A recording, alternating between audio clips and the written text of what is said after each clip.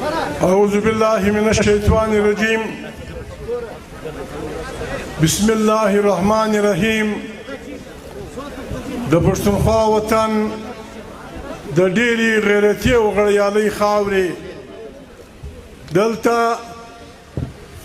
د کاک نیکه په درانه ټبر ځای کلاسفلا کې راغونډ شوو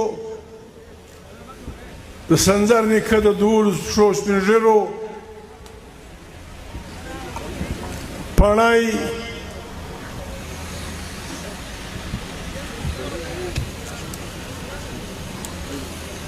نو استاد ځان څه بولي تر هغه یو سنټیا عزیزانو له ټولې پارټۍ له طرفه د پارټۍ د ټولو ادارو د طرفه د ځان له طرفه ستاسو د ټولو د زړه له کومې شکریا ادا کوو چې په دې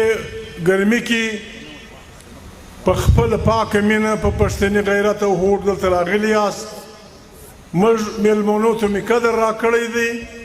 الله پاک دې تاسو ټول کام ته قدر درکړي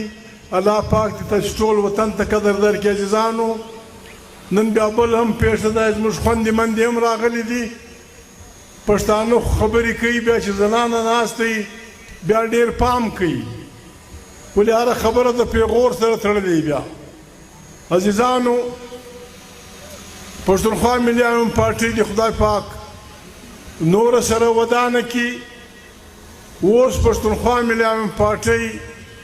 له کارکونو تر نواب صاحبه تر محموده په خپل کام په خبرو د خپل کام په مشکلاتو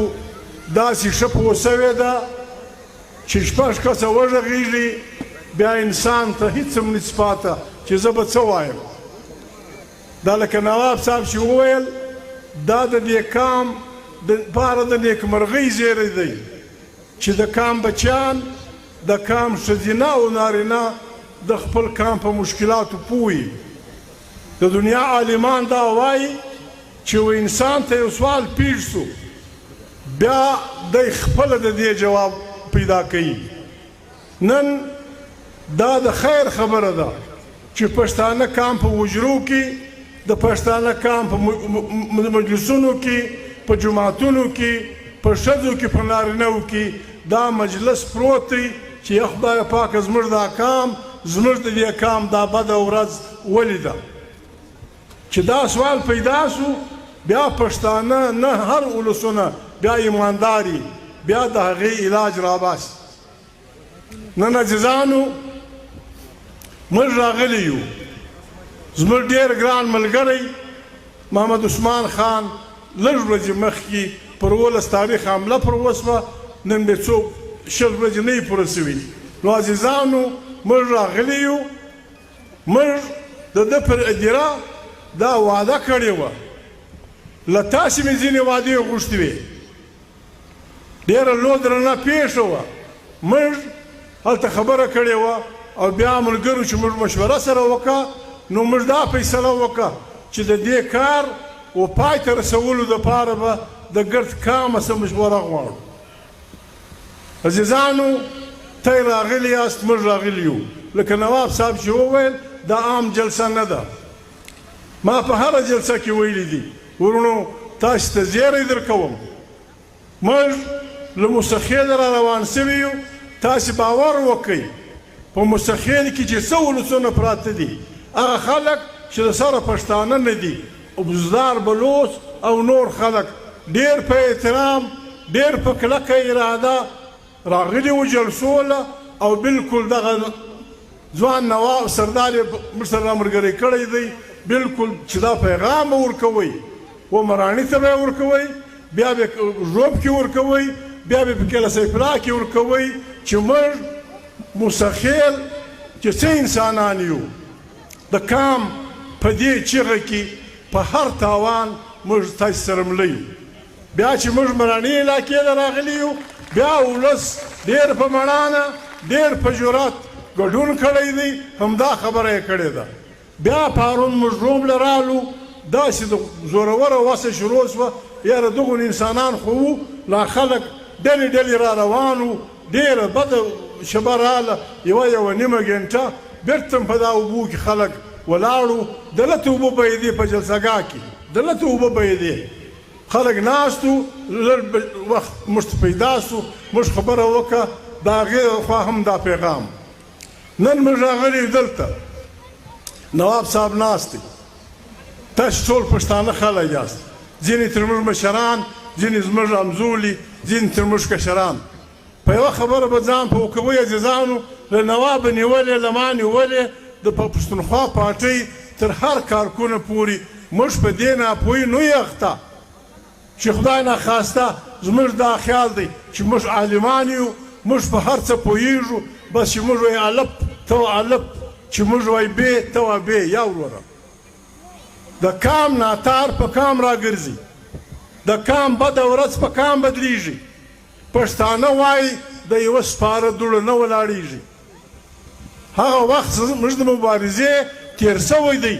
چې خلکو به د ملګرو خبرې نه اورېدې پخواني ملګرو پخواني مشرانو جیلونه تکلیفونه تېر کړل نن دې کام دونه رڼا پیدا کړې ده چې د دې کام هر سپېژلی هر عالم دین هر سیاسي نه سیاسي خلک د دنیا ریډیوګان اوري او په دې ځان پوه کوي چې په دنیا کې څه روانه ده ورونو موږ ته یې راغلي یو په خدای مې لوبوتو په قرآن مې لوبوتو عزیزانو موږ ته خبره کوو که چا پښتانه ته زموږ په خبرو کې داسې یو خبره ښکاره سي چې خدای مکه زموږ په پام نه وي ورته سوی هغه د خدای د قرآن کریم او د رسول مقبول صلی الله علیه وسلم د لارې چپی عزیزانو په تاسې د خدای هم پسې په تاسې د قرآن هم پسې یا پټ یا ښکاره دا نواب صاحب ته ووایاست دا د عثمان لالا کورنۍ ته ووایاست دا ملګري چې ناست دي دا بابت لالا ته ووایاست موږ ته ووایاست موږ د تاسې سره واده کوو د دې خوند په مخ کې چې په ژوند بیا خبره ولا کوو ورونو که داسې یو خبره بله داسې راشي خدای مکه موږ انسانان یو انسان نیمګړی دی کامل یو د خدای ذات دی عزیزانو که داسې یو خبره راشي چې خدای مکه تی ته هغه د پښتو او پښتونوالي د چوکاټه چپه ښکاره سي بیا موږ ته یې ورونه یو موږ پر ته حق لرو موږ ته یې وښه یاست موږ ته یې دغه کې کیدای شي زموږ خبره به نیمګړې ته د سنځر نیکه دوست بچیان یاست ته ښاغلي خلک یاست که زموږ د خبرې د غیرت مالګه کمه ده سنځره تی ور واچوه سنټه تی ور واچوه ترغنې تی ور واچوه د غم درانه تی ور واچوه د غم غلجای تی ور واچوه وروره دا کام اوس دا وخت اوس دا ضرورت لري چې دا کام د خپل بده بخت د ویښولو کار شروع کړي عزیزانو موږ دې دپاره نه یو راغلي چې موږ خدای مکه خلک جنګوو عثمان لالا شهید سو د ډېرو جذباتي خلکو به دا خیال و د به اوس هم دا خیال وي چې دا پښتونخوا څه کوي ولې پر موږ غږ نه کوي چې بسم الله الرحمن الرحیم الله اکبر وروره د عثمان لالا پور 15 کسه نه دي او پښتانه چې په غوسه سو ول د انسان د 12 ساړه دی چې غوسه به سو ول هر وساري به داخله وروره که موږ دا کسه دغه وکړو هوډه وکړو چې خدای مکه د عثمان لالا پور 12 خدای مکه بلای هر نومونه چې پرېږدئ دا وژل دي ورونه ته جن خلاص یاست دا ګډ جن خلاص یاست که په 12 کسه د عثمان لالا پور اخیست کېږي ته جن خلاص یاست خدای ګواه دی 12 لیوني به زه پیدا کړم چې ور وویښو دی به پر ورځي لکه غشي دی به پر ورځي داسې نه ده و ده دی په دې خوشحاله دی چې راګرمه یې کړه موږ پښتانه یو موږ د بدۍ په معنا پوهېږو بد تره روانه کړې ده پخوا به دې لږ حیا کوله لږ پوښتنې به دې کوله په یو جلسه کې په یو جلوس کې اوس په کور راننوتې اوس په کور راننوتې په کور کې سړی چې د چا پلار یې وژلی چې د سره ښځه یي د ده سره لوري د ده سره وړه لمسۍ پر دښمن هم خلک ټک نه کوي په کور راننوتلی یې بس تا را وکرله تا را وکرله دا پښتون ولس به یې درېبي ته به یې پر رشه خوند واخلې چې دا رشه څنګه وه عزیزانو موږ راغلي یو تاسې مشوره غواړو د موږ سره به داسې شریکوئ د موږ سره به هڅ شریکوئ د موږ سره پوه شریکوئ چې په ګډه دلته ملګري دا خبره وکړه چې په ډېر په تفصیل یې وکړه نواب صاحب ډېر ښه بیانونه په شعرونو کې درته وکړه عزیزانو موږ په کام ګرځو بیا دا جرګه به وي بیا به د خیر سره اختر وي د اختر بعد به بیا ګرځو بیا د پښتانه کام یو جرګه کوو 3 میاشتې 4 میاشتې بعد په هغې کې د کام ټول شملور د کام ټول جرګې خراب راځي عالمان پکښې تبلیغان پکښې دلته نواب صاحب وویل په معنا به ترې نه یاست پوه سوي نواب صاحب داسې وویل چې عثمان خان ستی دپاره سر ورکړ یا پلانی ستی دپاره دا یو ځای چې پاته سو عثمان خان یا بل سړی یا موږ چې مخه را کړې ده په کوڅو ګرځو موږ ته دا څوب را لوېدلی دی چې وروره پښتون کام سیال نسي پښتون کام د لوړۍ خاوند نسي پښتون کام پر خپله خاوره د اختیار خاوند نسي ملا به هم بې عزته وي تبلیغی به هم بې عزته وي پیر به هم بې عزته وي خان به هم بې عزته وي نواب به هم بې عزته وي سیاسي به هم بې عزته وي نو عثمان خان د خپل عزت دپاره چې د کام له عزت خوښ د ځان عزت یې ګاڼئ نواب صاحب چې فارغ کاږي خو د کام عزتمن کول غواړي په یوه ګول وی نه پسرلی کېږي دا د نواب صاحب بنګله چې د سرو زرو یې د همایون جوګیزه د سرو زرو یې د شیرجان په شرنه کې د سرو زرو بنګلې او چې د کام دا لوړې حالت یې دا د سرو زرو بنګلې به د موږ څخه خلک په زور نیسي چې کام داسې په لوږو په سپوږو اخته دا د سرو زرو بنګلې به په زور خلک را سره نیسي عزیزانو انسان ځان ساتلی سي نن عزیزانو موږ راغلي یو تاسو مشوره کوو موږ سره عقل شریک کوي موږ وایو دلته خبره موږ کوله ښځې هم راغلي دي په دې کې به تی له ما خفه سي دوی به خوشحاله سي پر هغه غږېږم په دې که چا بوټ مور باندې خلاص کړي زه به په شا وڅکېږم وروره ښځه که رښتیا موږ ښځه اوس یو نه کوم اخر کې به وکړم زوی اخر کې به وکړم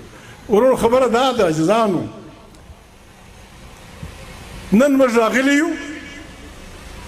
موږ دا وایو دې کام ته چې وکامه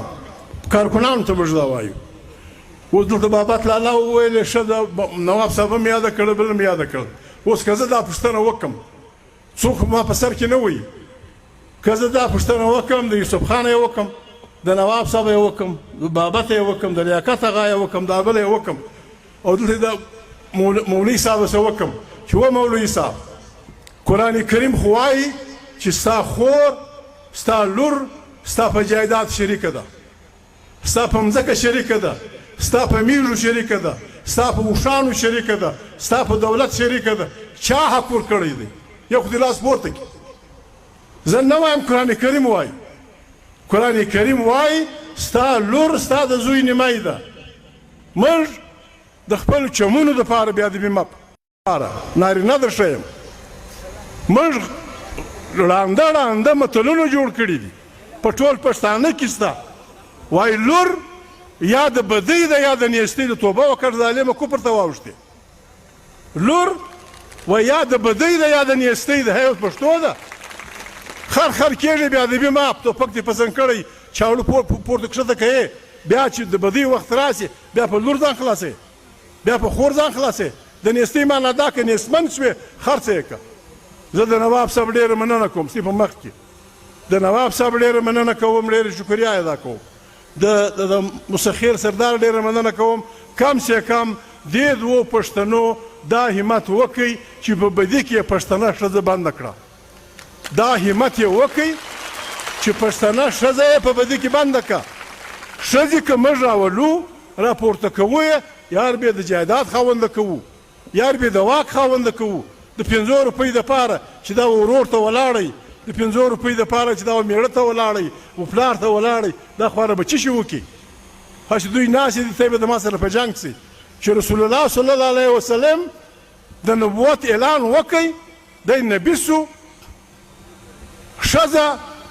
در 2 کیلو شیدې چې کوي در دې وزه ټیټه وه دغونه ټیټه وه چې انسان په دې شرمېدی د چا به لور پیدا سوه په خاورو کې به یې ښخه کړه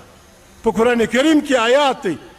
چې هلته به څوک څه جواب وایي چې په آخرت یو ښځه ووایي چې ما څه ګناه کړې وه چې تا زه په خاورو کې ښخه کړم رسول الله صلی الله علیه وسلم هغه وخت سرداران د ډېر زورور وو، نوابان د ډېر زورور وو، خانان د ډېر زورور وو. رسول الله صلی الله علیه وسلم صحیح تاریخ د ما څه هیر دی، د اسلام په څو کاله پس ښځه په جایداد شریکه کړه، برخداره یې کړه،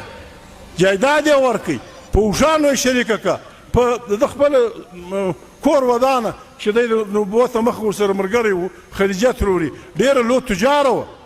بیا چې رسول الله مبارک ښځه راپورته کړه چې خلکو په خار وچخله، ښځه یې راپورته کړه،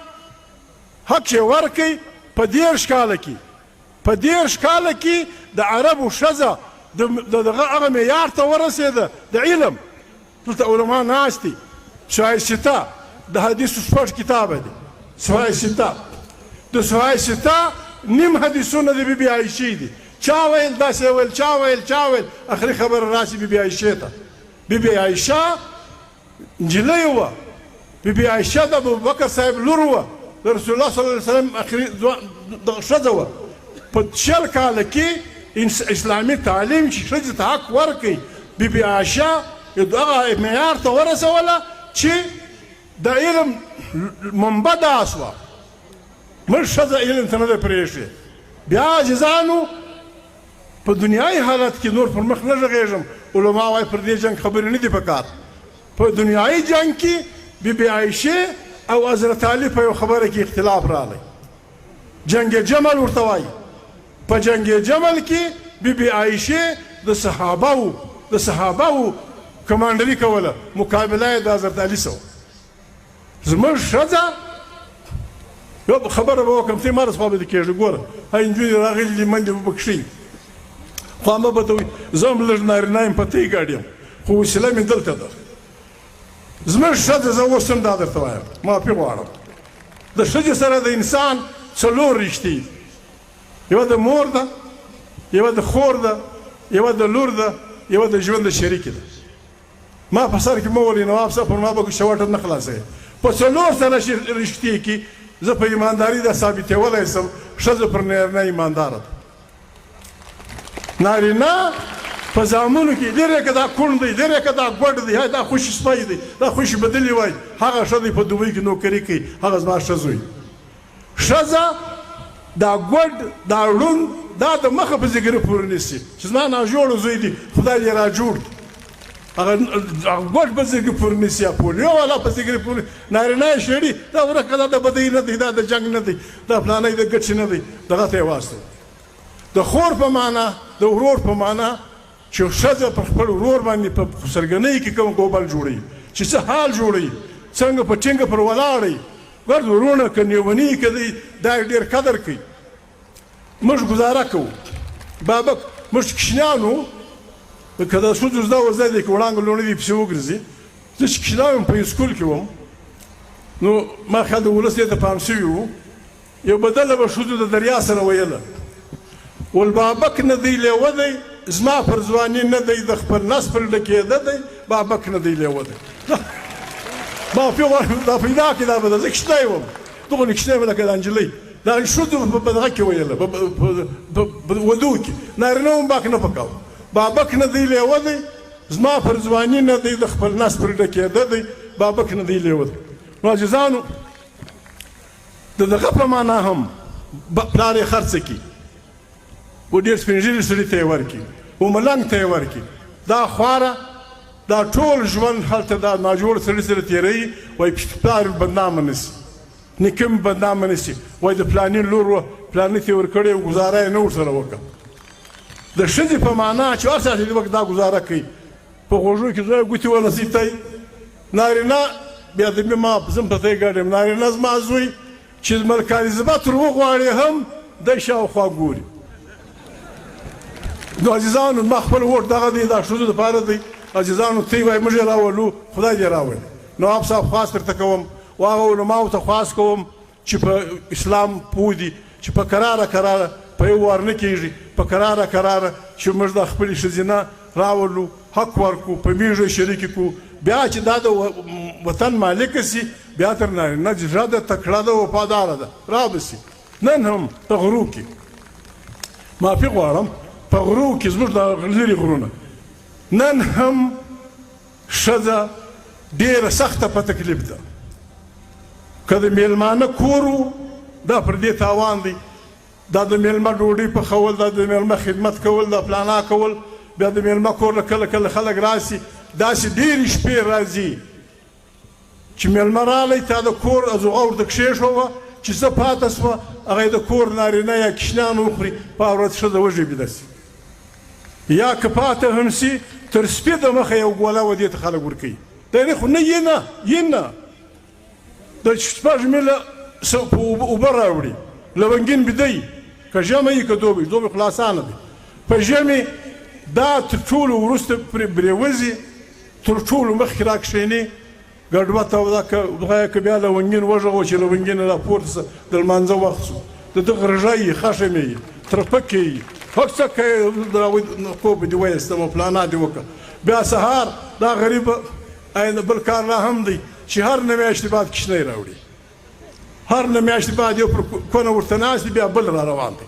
دا هم ساته، بیا د چینې څه اوبه راوړه، بیا ډوډۍ، بیا زموږ خښه موږ په بل چا وس نه رسېږي، پر دې نو ګوټونه خلاصوو. عزیزانو موږ په ښځو ګرم یو، خدای مې د دوی دا که خلاص کړي، دعا به کوو الله پاک چې د موږ سره ښه وکړي. دوی راغلي دي کور یې ودان، خو خبره دا ده صرف په جلسو برابري نه کېږي، صرف جلسې د راوستل نه. ښځه زموږ خور ده، زموږ لور ده، زموږ مور ده، زموږ د ځان شریکه ده. په کار ده چې دا زموږ په جایداد کې برخه ولري، په دغه کې برخه ولري، د علم خزانو ته یې مخ سي. بس خپل خبرې ته راځم عزیزانو، نو ما خواست کوئ عزیزانو د موږ سره واقع شریکوئ. پاکستان ستای دپاره، پاکستان زموږ دپاره هېڅ هم نه کوي. دا خلک بې کوي، دا شناست دا خلک بې کوي. دلته مندوخیل او سلیمان خېل سره اخته کړي دي، د وتاڼۍ او برانۍ سره اخته دي، وزیر او د وتاڼۍ سره اخته دي، پلانۍ سره اخته دي، میزایلونه پر له خلاصېږي، ملیشیې هم شته، پوجونه هم شته، مجسټریټان هم شته، کمیشنران هم شته، هېڅوک ورته نه پوهوي، هېڅوک یې ګواښ نه ورځي. زه نواب صاحب ته خواست کوم، ما پرون په جلسه کې وکړه دی نه و، زه نواب صاحب ته خواست کوم، زه یې ملګری یم، نواب صاحب به مهرباني کوي دا ماحول دغسې به شروع کوي، دا د مندوخیلو د سلیمان خېل دغه ده جګړه ده. نواب صاحب شکر دې سنځر بیخي ډېر پراخ دی، سنټیا هم دی، ترغری هم دی، نور مراڼی، نور خلک د مندوخیل او د سلیمان خېل جلا، دا پښتانه به ورته کښېني نواب صاحب،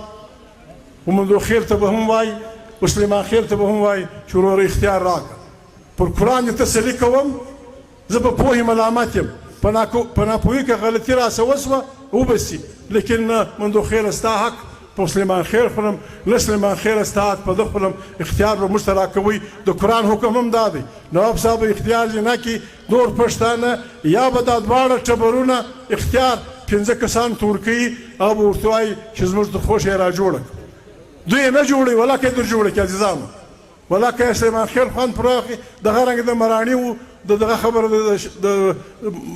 د وتاڼي خبره ده، د وزیرو د وتاڼي خبره ده، دا ولس به مرکه جوړوي، دې ته به کښېني، دا کار به کوو که خدای کول. پاکستان لکه نواب صاحب وویل چې دوی وایي ماتوي یا پلانا ده یا پستانه ده، نه موږ پاکستان ماتوو نه یې ماتولی شو. لیکن یوه خبره بله، موږ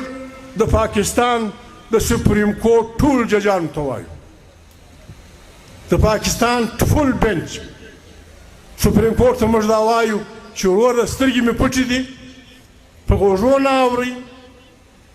دنیا ته نه ګورئ. په پاکستان کې دا وخت سیول اتارټي نشته، دا ستی ډي سي خولکی دغه یې ناست دی، د شا د خوا یو کیپټن میجر ناست دی، دا ستی جج دغه یې ناست دی، په بله کوټه کې میجر ورته ناست دی، دا زموږ کمیشنر که ښه پښتون هم دی، د شا د خوا دوی ورته ناست دی. پاکستان کې دا وخت سیول حکمراني نشته، حکمراني د فوجو ده، فوجونه باچهان دي، باچهان هم داسې دي په انصاف نه دي چې کم سړی خرڅېږي هغه ښه سړی بولي، چې کم سړی بل رانیسي هغه ښه سړی بولي، او چې کم سړی د دنیا د خپل کام حق غواړي د هغو سره رویه د عثمان ده. موږ د سپریم کورټ ججانو ته دا وایو، که پاکستان پرته ګران دی، که پاکستان پرته په پوهېږي چې دا ملک بچاول غواړي، تی د آیین په معنا پوهېږي،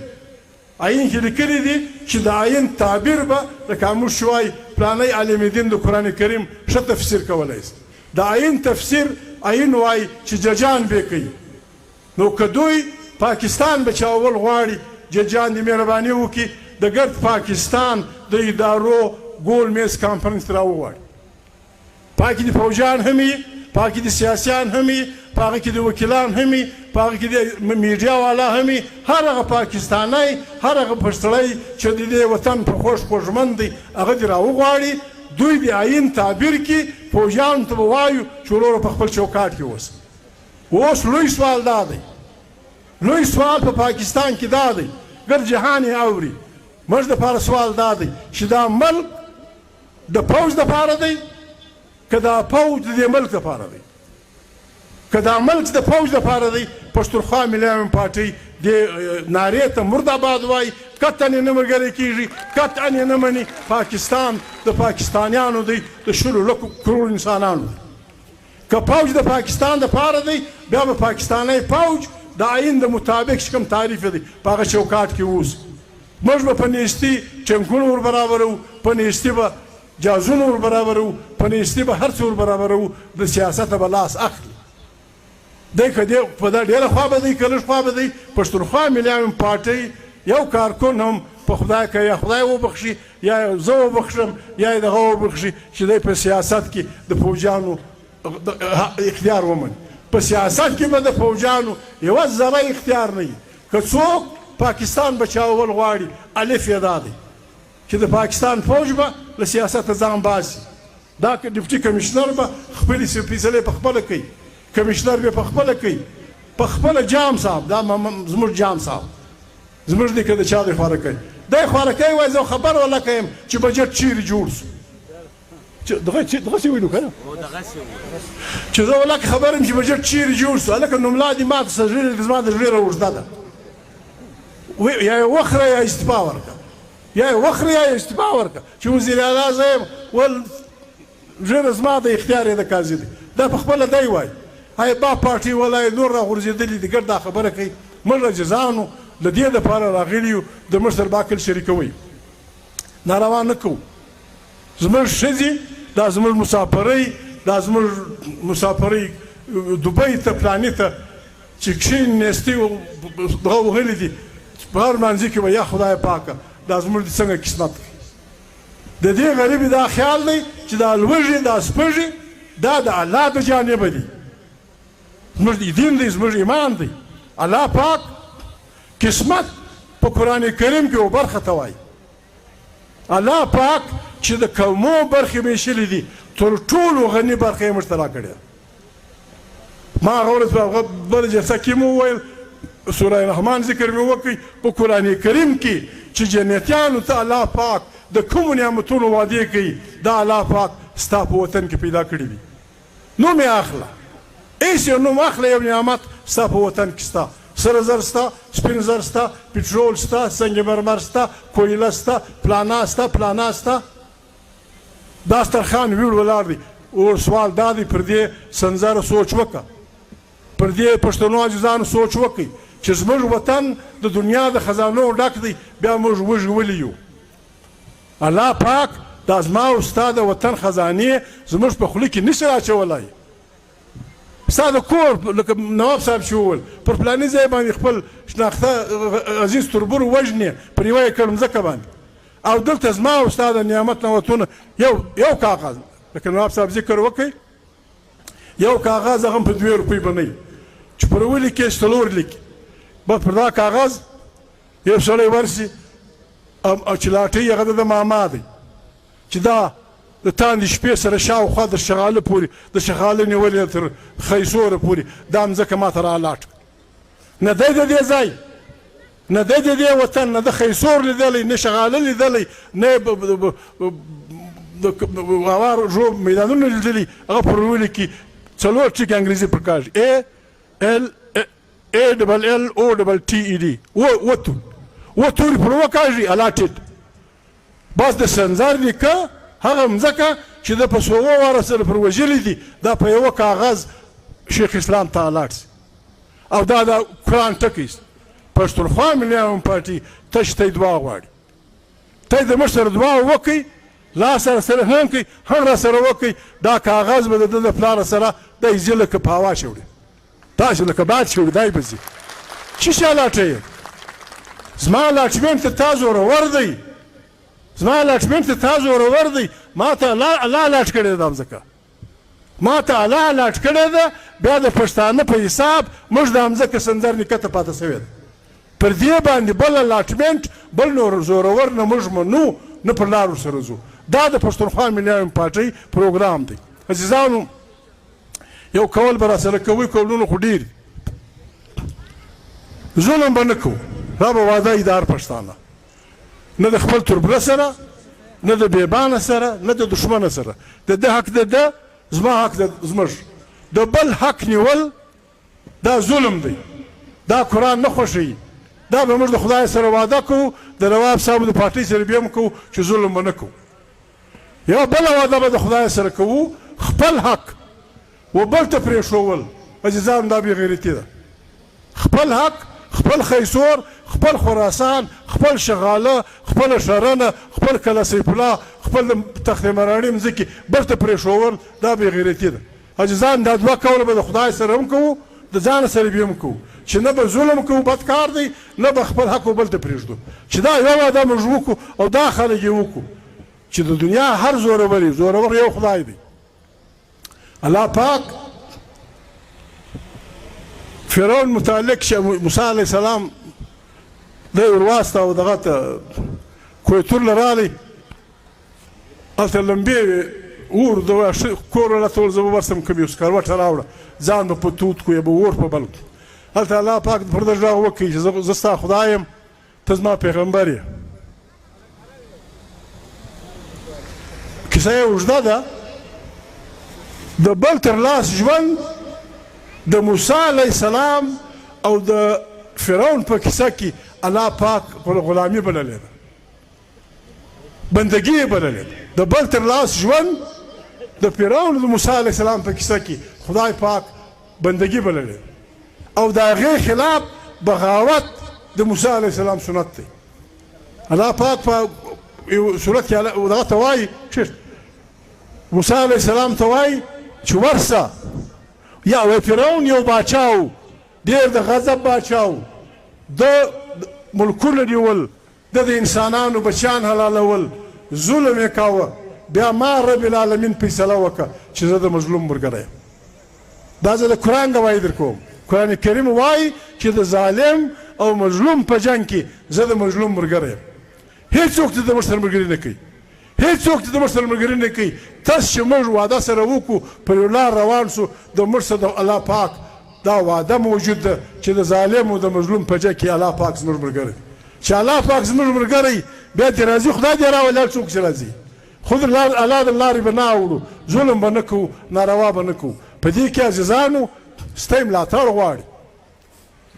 دا ملاتړ د یو تحریک دپاره د یو انقلاب دپاره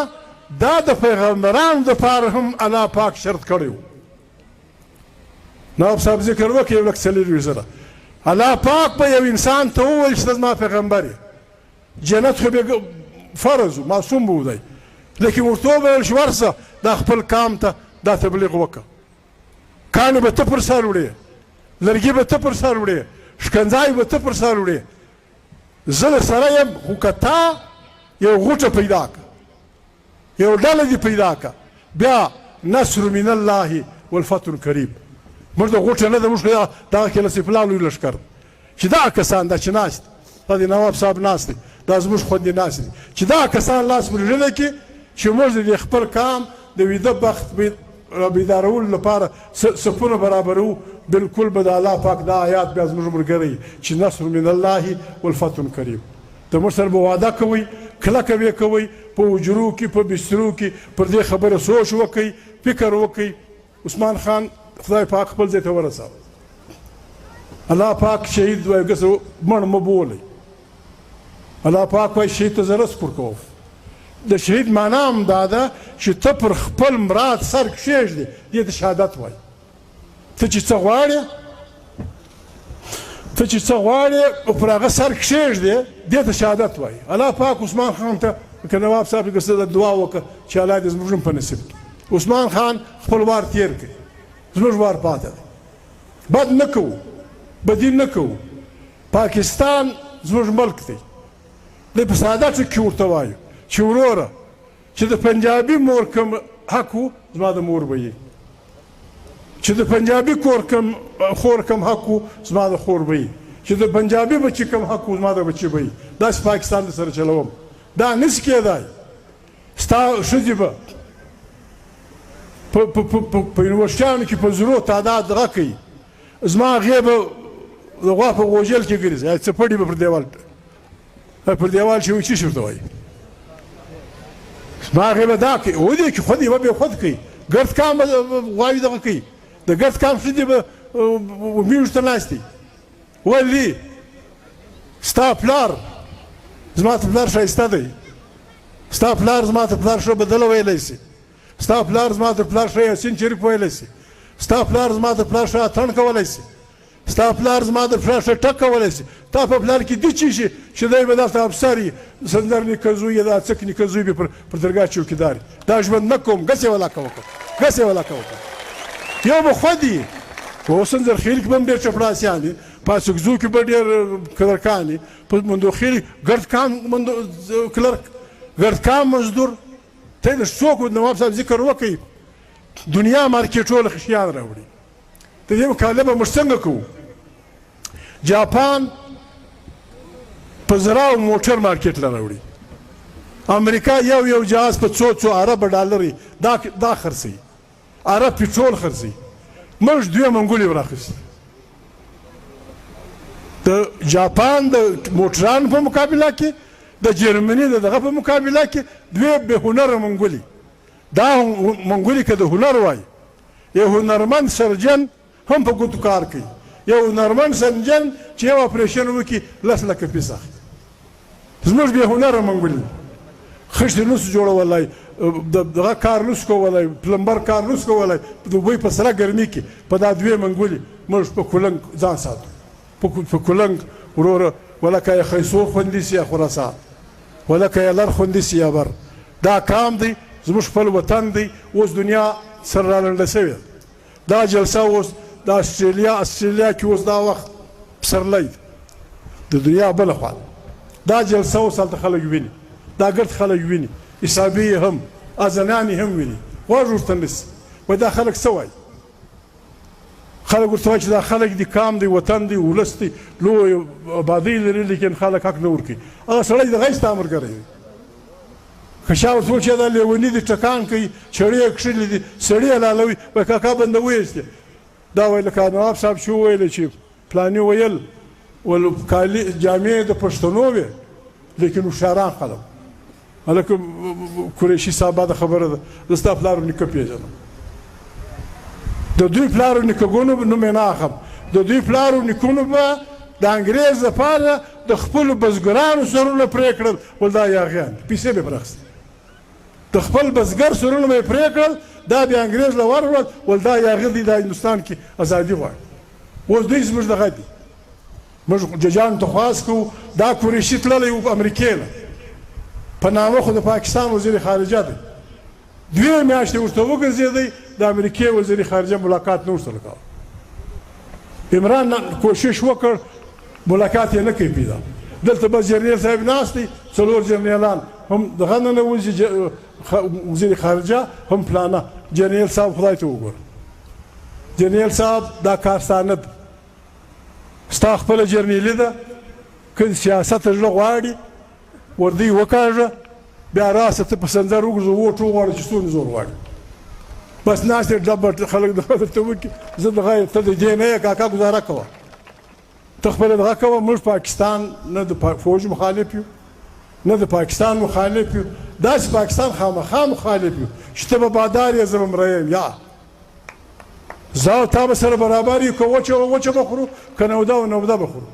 د پښتانه وطن د دنیا جان نعمتونه لري خدای دې د پنجابي وطن سره در کې مبارک دته خدای دې د بلوچ وطن جنت الفردوس کې بروستو مبارک خدای دې د سرایکي وطن دغه رنګ کې زموږ وطن پښتونخوا وطن د هغې اوبه د هغې کاڼي د هغې ځنګلونه د هغې نعمتونه دا د دنیا په هر قانون د قرآن په قانون هم زموږ د بچیانو حق دی، د اقوام متحده په قانون هم زموږ د بچیانو حق دی، د پاکستان په قانون هم زموږ د بچیانو حق دی. ما فضل الرحمن صاحب ته هم خواست وکړي، ما فضل الرحمن صاحب مهرباني وکړه، د سیند ملا، د سیند کمیونیسټ، د سیند قومي پارټۍ، د سیند پیپل پارټۍ، پلانا پارټۍ چې د سیند خبره راشي ګډ سره یو موټی شي، په سیند به کار نه لري. دلته مالته مهرباني وکړه، ته علم دین یې زنده باد. موږ علم دین یې په جمعیت علماء اسلام کې پر ګرد کلي کمرې جنډې ولګو، موږ سلام ورته کوو. ته په تبلیغ یې کال ورکوې، څلوېښتي ورکوې، سه روزه ورکوې،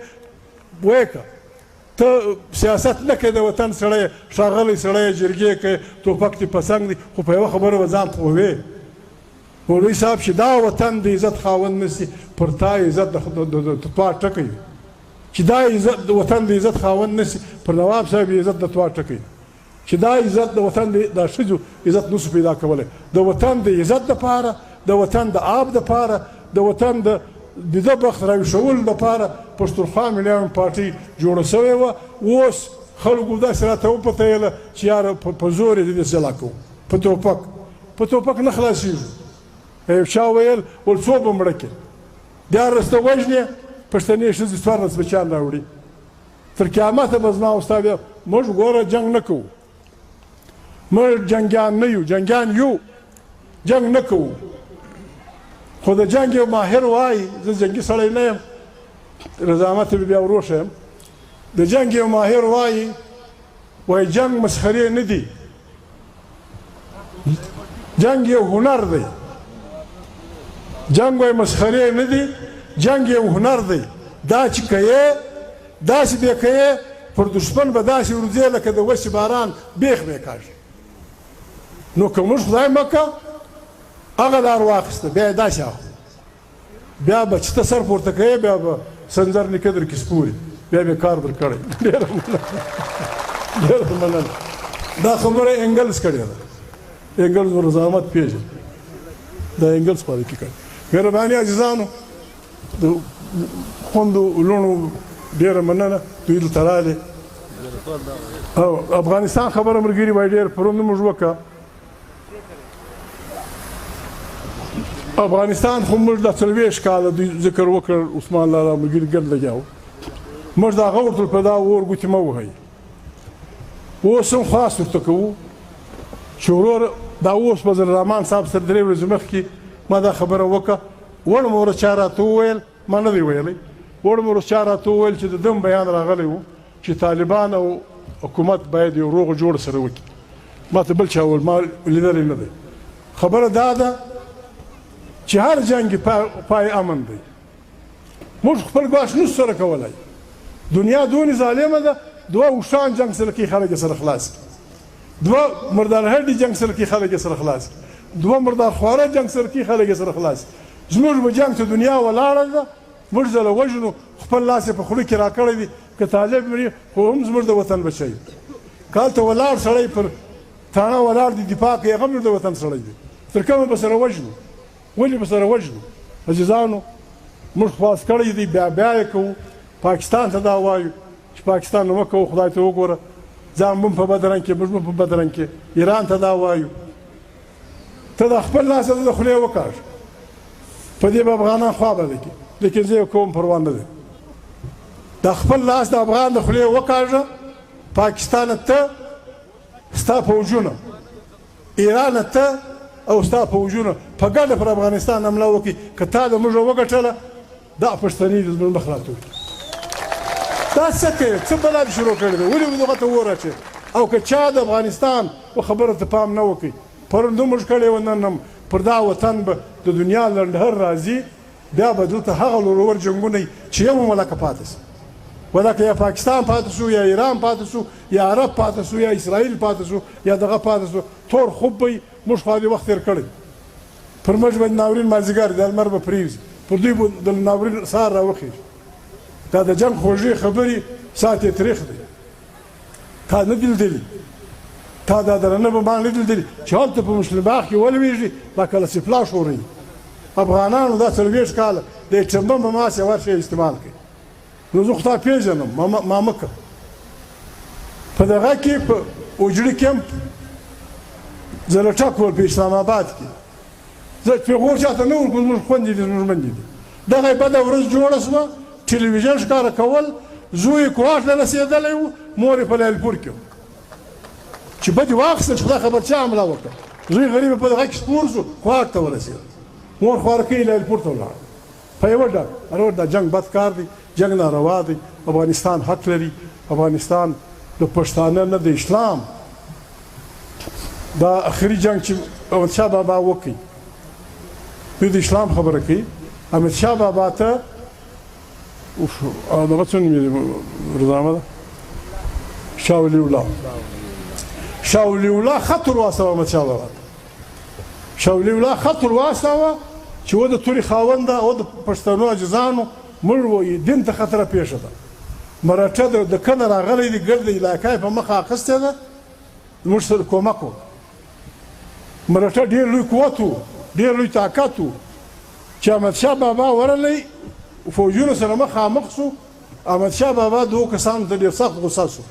چې فوجونو غلط درولي دوی پر شیخ خوا دي موږ پر ګنده خوا غوسه یې ورسره وکړله خو بخیر بیا یې حال ور واستاوه د مراټه مشرانو ته مشران یې نو راغلي ځوانان زامن یې راستولي چې وروره روغه به سره وو هغه ویل روغه دا ده چې تر کابله پورې به ګرده را پرېږدې د دې ځای خو ژوندی ولاړ شه تر کابله به ګرده را پرېږدې نو تا او لښکر په ارام تلای سي بیا د خدای کارونه دي بیا د پښتانه خپل همت دی خپله توره ده